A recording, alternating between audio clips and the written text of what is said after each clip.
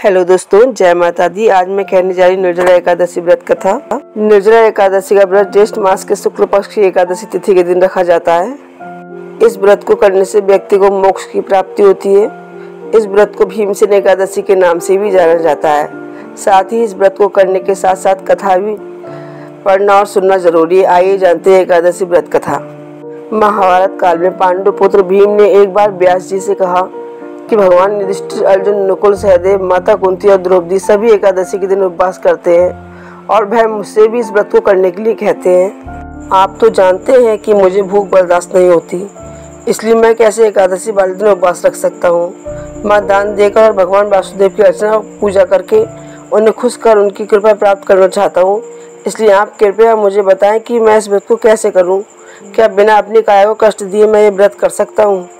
पांडुपुत्र भीम की ये बातें सुनकर मुनि वेद व्यास ने कहा, यदि तुम स्वर्ग लोक जाना चाहते हो और नरक से सुरक्षित भी रहना चाहते हो तो तुम्हें केवल एक ही एकादशी का व्रत रखना होगा। इतना सुनते ही भीम ने बोला कि सिर्फ एक समय का भोजन करके तो मैं नहीं रह पाऊंगा। मेरे पेट में व्रत नामक अग्नि निरंतर प्रज्वलित रहती है। कम भोजन करने पर भी मेरी भूख शांत नहीं होती है। इसलिए हे ऋषिवर, आप कृपा करके मुझे ऐसा व्रत बतलाइए कि जिसके करने से ही मेरा कल्याण हो जाए। ये सुन व्यास जी ने कहा कि ज्येष्ठ पक्ष की शुक्ल एकादशी को निर्जला व्रत किया करो। स्नान आचमन को छोड़कर पानी का ग्रहण नहीं करना।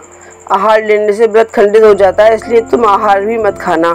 तुम जीवन पर्यंत इस व्रत का पालन करो। इससे तुम्हारे पूर्व जन्म के किए एकादशियों के वाले दिन खाए गए अन्न के कारण मिलने वाला पाप नष्ट हो जाएगा। साथ ही इस दिन तुम्हें ओम नमो भगवते वासुदेवाय इस मंत्र का उच्चारण करो। साथ ही गौदान करना भी उत्तम माना गया है। महर्षि व्यास की आज्ञा के अनुसार पांडुपुत्र भीम ने बड़ी हिम्मत के साथ निर्जला एकादशी का व्रत किया, लेकिन वह सुबह होते होते मूर्छित हो गए। तब उनके चारों भाइयों ने उन्हें गंगाजल तुलसी का चरणामृत पिलाकर मूर्छा से बाहर निकाला। कहते हैं कि तभी भीम पाप मुक्त हो गए। जो व्यक्ति इस एकादशी का व्रत करते हैं उनके सामने मृत्यु के सामने यम के दूत नहीं आते, बल्कि भगवान विष्णु के दूत जो पितामह धारण किए होते हैं विमान में बैठा कर अपने साथ ले जाते हैं।